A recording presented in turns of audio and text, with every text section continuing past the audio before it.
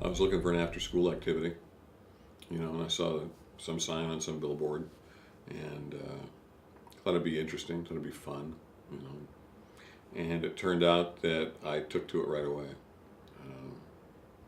I enjoy the communication radio offers you, the level of communication. I can enter into people's minds and consciousness safely from the comforts of a little studio. It attracted me instantly.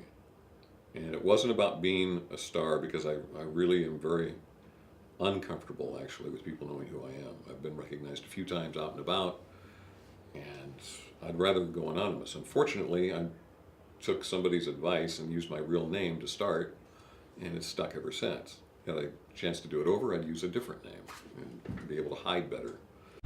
So they put me in charge of KBND in June 1990 when we switched format to talk, and I've been in that position off and on ever since.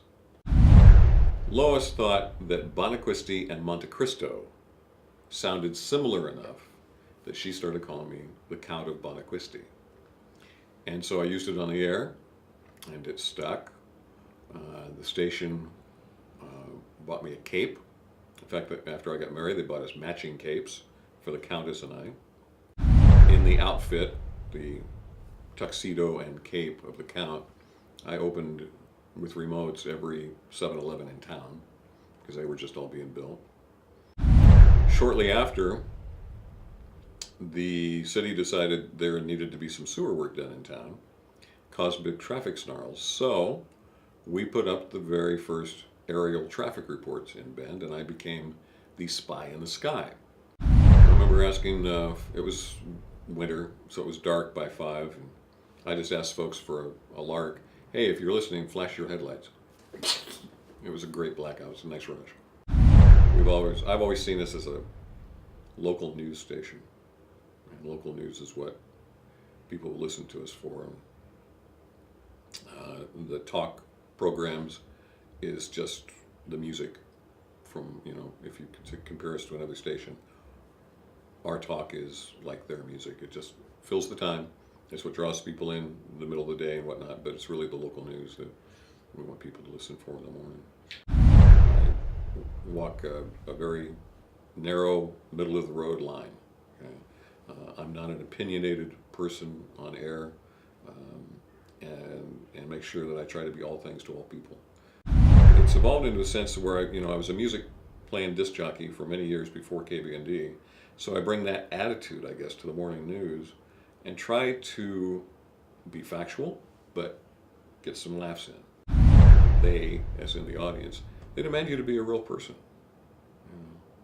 And you share a little bit of yourself doing this.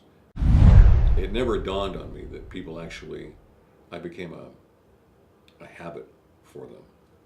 That I was somebody that they connected with in their daily routine. And so when I left, I figured, it didn't make any difference to me. Well, then I found out later, it really did make a difference to other people. And so I'm real conscious of that now. I think I've had one sick day in 7 years. I try to make sure I'm here.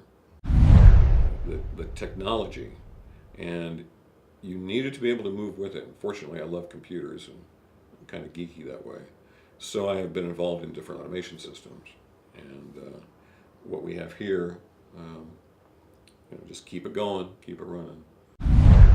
Right, I started out playing records, 45s, occasionally the LP, on platters that were designed for the big giant 78s.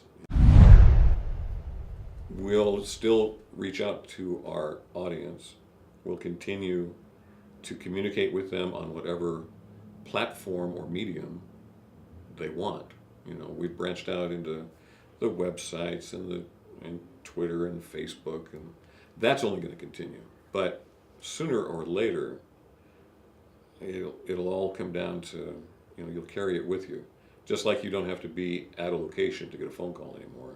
You won't have to be at home or in the car to listen to the radio. It'll be available to you whenever and wherever. And that's something else that broadcasters had to learn, is to make sure that you supply what your audience wants when they want it. it's got to be the local that keeps it going, that keeps it alive. That's the one thing radio has able to been with. They've been able to withstand TV, so far the internet, CDs, you know, whatever's come along to challenge what we do. I think it's because if you keep it local, keep it focused on what people in your area are interested in, you'll succeed.